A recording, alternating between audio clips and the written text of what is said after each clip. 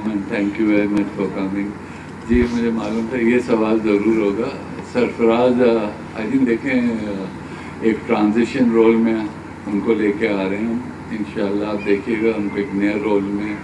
उनसे बात हुई, उसने कहा भी कि मुझे आप कोयटा के साथ रहेंगे, तो बस उम्मीद ये है कि अब मोइन भाई और हम लोग थोड़ा सा बैक सीट पे रहेंगे और इसको आगे लेके आएंगे।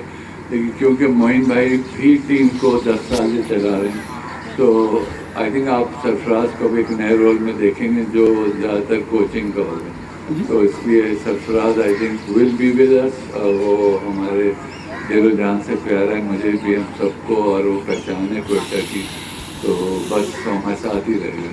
उमर भाई, इस साल भी आपकी उनसे बात हुई थी कोचिंग के हवाले से या मेंटोरशिप के हवाले से, और क्या अगले सीज़न में सरफराज को लेके आएंगे अपने कोचिंग पैनल में या मेंटोरशिप में? आई थिंक सरफराज इंशाल्लाह आपको अभी भी साथ ही दिखेंगे, वो हमारे साथ ही रहेंगे। और अब मोइन भाई की गाइडेंस पे हम सब चलते हैं, तो वो भी, सरफराज भी आई थिंक जितना मोइन भाई ने टीम को चलाया है, तो इनके बगैर तो टीम आती है, उसी तरह सरफराज की भी। तो I think under the guidance of Moin भाई, सरफराज आई थिंक पहले एज ए कीपर भी अंडर हिज गाइडेंस रहे, तो अब एक नए रोल में जब आएंगे तो वो भी अंडर मोइन भाई गाइडेंस, अगर इजाज़त हो। बिल्कुल।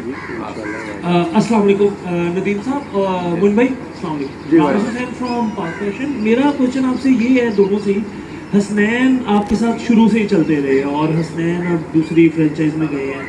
ज़ाहिर है आसान नहीं होता किसी प्लेयर को जाना, ये हो, तो आप कैसे इस चीज़ को देखते हैं? क्योंकि हमने देखा कोयटा पहले भी ये चीज़ सफ़र कर चुका है, रायले के जाने से बड़ा सफ़र किया था, तो इस चीज़ को आप कैसे देखते हैं हसनैन की बात? देखिए, हर प्लेयर रिस्पेक्टेड प्लेयर है और हसनैन ने बहुत अच्छा परफॉर्म किया, बट आपको पता है जैसे कि एक रिटेनिंग रूल है, PSL में 8 प्लेयर रिटेन कर सकते हैं, तो बड़ा मुश्किल होता है फ्रेंचाइज के लिए अपने प्लेयर्स को रिलीज़ करना। बट अगेन ऐसा नहीं है कि वो कोई स्किल वाइज उनकी कोई प्रॉब्लम है, बट वो अल्हम्दुलिल्लाह अच्छे हैं और वो पिक भी हुए हैं दूसरी फ्रेंचाइज के लिए।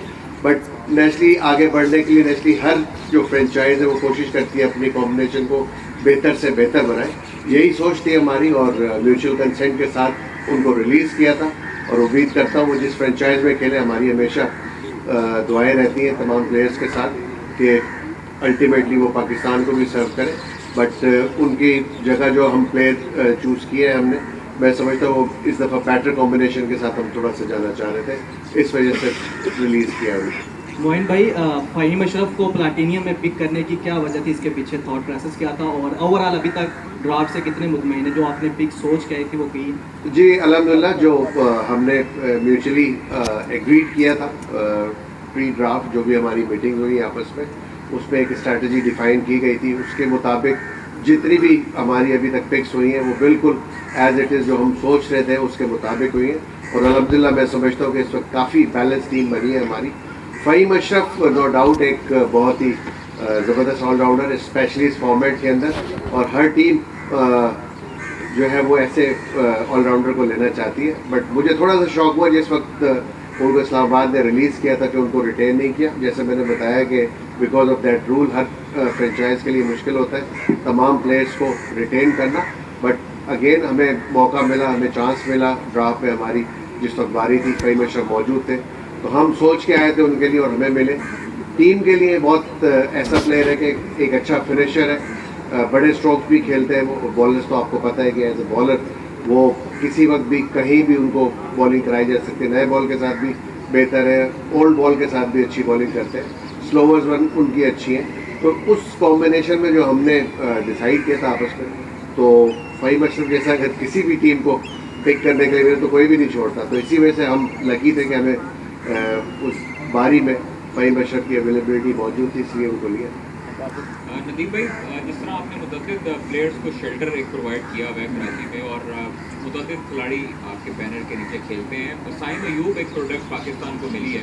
कोयटा ग्लैडिएटर्स की तरफ से काफ़ी उससे खेले, सरफराज से खेले, आज पाकिस्तान को रिप्रेजेंट कर रहे हैं, इंजरी का शिकार हो चुके हैं, कितनी खुशी होती है इनको देख के। दूसरा जो है वो जैसे रॉय को ना पिक करने की क्या वजह है, दोबारा उसको रिलीज़ कर दिया गया था पहले? साइम अयूब का कादर, जैसा आपने कहा कि पिछले पिछली दफ़ा भी हम उनको एज यूजुअल रिटेन करना चाहते थे, लेकिन हमारा वाइल्ड कार्ड ज़ाया हो गया नसीम शाह की वजह से। We had to pick him और फिर वो चले गए इस्लामाबाद यूनाइटेड, उसमें सॉरी पेशावर ज़ल्मी में। लेकिन मुझे खुशी ये होती है कि हमारे क्लब के जितने लड़के हैं, अब आप देखिएगा हर फ्रेंचाइज में 2 या 3 लड़के जो पाकिस्तान क्रिकेट क्लब के हैं, और इवेंचुअली फ़ायदा पाकिस्तान को होता है। साइम शायद हमारे पास रहता और बाबर जैसे उनकी एक जोड़ी बनी थी पेशावर ज़ल्मी में, उनको वो चांसेस नहीं मिलते। अमूमन ये होता है 5-6 चांस मिलते हैं और बंदा ड्रॉप हो जाता है। बट आई एम ग्लैड कि इसको एक्सटेंडेड एक रन मिला, और अगर वो हमारे साथ होता तो शायद पाकिस्तान टीम में ना खेल रहा। ये मेरी एक फीलिंग है, बट आई थिंक उसके लिए और पाकिस्तान के लिए बहुत अच्छा हुआ कि वो उसने जाके वहाँ परफॉर्म किया।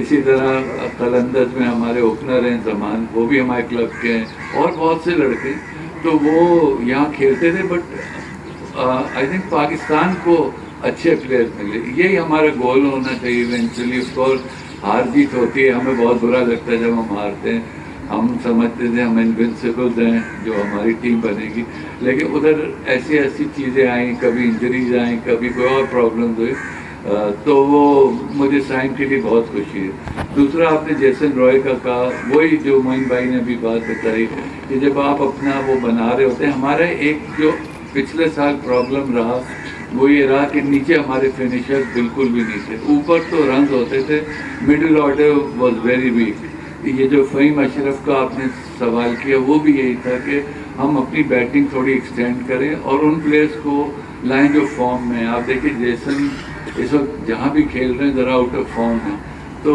ये फॉर्म ऑफ द प्लेयर्स। अब फिन एलन लिए पूरी दुनिया में बहुत अच्छा खेल रहे हैं, चैपमैन बहुत अच्छा खेल रहे हैं, और नीचे फिनिशर्स भी हमारे पास, तो इसके पीछे आइडिया यही था। नदीम भाई और उमर भाई, आप दोनों से सवाल है कि उस्मान कादिर को लास्ट टाइम आप लोगों ने अपने साथ रखा, लेकिन उसको बड़ा 1-2 मैचेस दिए थे, जिसका उन्होंने बाद में नामजाद का इजहार भी किया कि मुझे मैच टाइम ज़्यादा मिला। दूसरा ये बता दें, अहमद शहजाद और उमर अकमल दोनों आपकी फ्रेंचाइज से खेल चुके हैं, क्या आपकी वो प्लानिंग में कभी कंसिडरेशन में आए थे इस PSL टाइम के लिए? टू बी ऑनेस्ट इस दफ़ा तो कोई प्लानिंग का हिस्सा नहीं थे हमारी, बट जब भी वो खेले हैं उन्होंने कोशिश की अपनी तरफ से 100% परफॉर्म करने की। उमर ने भी परफॉर्म किया, अहमद ने भी काफ़ी अर्से हमारे लिए परफॉर्म किया, बट जिस वक्त लास्ट सीज़न में उनको जब हमने रिटेन नहीं किया था, उसकी मेन वजह यही थी उनकी जो करंट फॉर्म थी वो इतनी अच्छी नहीं थी। But they are still good players and और फ्रेंचाइजेज यहाँ पे मौजूद हैं, मे भी उनमें से कोई उनको पिक करें। लेकिन ये है कि हम जिस स्ट्रैटेजी के थ्रू जा रहे थे, तो वो हमारी जो स्क्वाड थी उसमें अनफॉर्चुनेटली फिट इन नहीं होते थे आज के टाइम पे। उस्मान कादिर ऑफकोर्स देखें, हर प्लेयर को, कोई भी प्लेयर ऐसा प्लेयर बहुत रेयर होता है कि पूरा सीज़न खेले, और वो नेशनली रिक्वायरमेंट होती है टीम की। पिचेस कुछ कंडीशन ऐसी होती हैं जहाँ पे आप ऑपोजिशन को देखते हुए आप टीम में प्लेयर्स को इन करते हैं, तो कभी भी ऐसा नहीं होता कि आप बगैर सोचे समझे किसी को खिला दें। तो एक पूरा थॉट प्रोसेस होता है उसके पीछे। हर प्लेयर के यकीनन तहफ़्फ़ुज़ात होते हैं, होने भी चाहिए, बिकॉज प्लेयर्स के लिए तो मैं ये कहूँगा कि उनको दिल नहीं हारना चाहिए, उनको कम्पीट करते रहना चाहिए। और बाकी भी फ्रेंचाइजेज मौजूद हैं, उनसे भी ये क्वेश्चन करेंगे तो आपको सब बताएंगे। तो एक जैसे भी नदीम भाई ने कहा, एक फॉर्म होती है इंसान की। अभी वो चूँकि हमारे पास 3 ऑलरेडी इतने अच्छे स्पिनर्स मौजूद थे जिनको हमने रिटेन किया, वी थॉट कि they are the better choices for us. मैं एक चीज़ ऐड कर दूं जो आप जिक्र कर रहे हैं। आपको याद है अब हमारा जो कप्तान अनाउंस हुआ है सऊद, वो 33-0 भी उसने एक लिखा था, बड़ा मशहूर जुमला हुआ, तो वो बैठना पड़ा। अनफॉर्चुनेटली उसको भी हम नहीं खिला सके, और वो एक टेस्टेड मटेरियल भी नहीं था T20 क्रिकेट में। तो हमने एक चांस लिया, क्योंकि हमारे साथ मुझे पता था बहुत अच्छा यानी उसमें एक करंट है, तो कुछ प्लेयर्स के साथ बिल्कुल ठीक कह रहे हैं, ऐसा हो जाता है कि वो उनको चांस नहीं मिलता।